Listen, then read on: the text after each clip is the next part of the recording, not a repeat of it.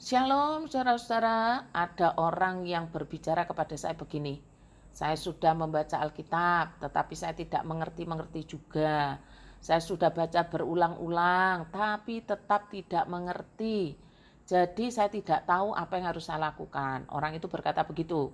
Terus dia mengatakan begini, apakah kalau saya teruskan baca, apa tidak menjadi sia-sia saja? Saudara-saudara, saya menjawabnya begini.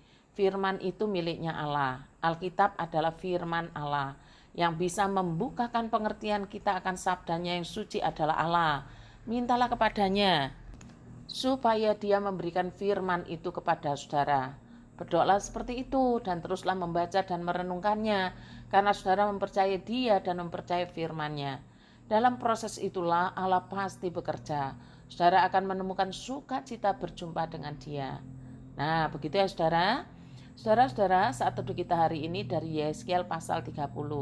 Akan tetapi Yeskel 30 ini merupakan lanjutan dari Yeskel 29 yang menceritakan bahwa Tuhan Allah akan menghukum Mesir.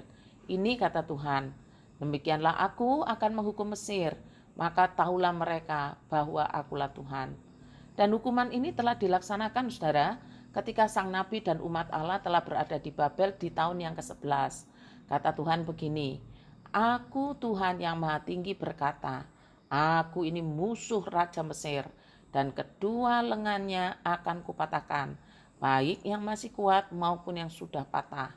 Maka pedang itu akan jatuh dari tangannya, aku akan mencerai-beraikan orang Mesir ke seluruh dunia. Pertanyaan buat kita adalah, apakah sampai hari ini Mesir tetap menjadi musuh Allah? Jawabannya tidak, saudara. Konteks Yeskiel khususnya pasal 30 pada zaman itu, umat Allah kan masih merupakan satu bangsa, yaitu bangsa Yehuda. Dan yang membuat umat Allah jatuh serta menderita, konteksnya juga masih satu bangsa juga, yaitu bangsa Mesir.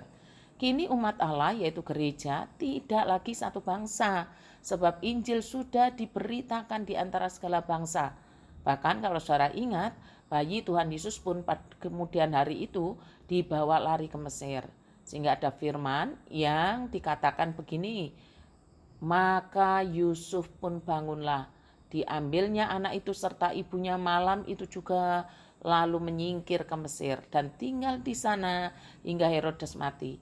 Hal itu terjadi supaya genaplah yang difirmankan Tuhan oleh Nabi, dari Mesir kupanggil anakku. Jadi apa artinya berita penghukuman Mesir di Yeskel 30 ini bagi kita sekarang? Jawabannya adalah sesuai dengan firman Tuhan kepada Nabi Yeskel yang berkata, demikianlah aku akan menghukum Mesir, maka tahulah mereka bahwa akulah Tuhan. Jadi supaya bangsa yang menyembah patung, menyembah berhala itu tahu bahwa Tuhanlah Allah. Dengan penghukuman itu Tuhan mengenalkan dirinya bahwa Tuhanlah Allah. Sekarang hari ini Injil telah diberitakan di antara segala bangsa. Bahkan perintah Tuhan Yesus adalah untuk menjadikan murid.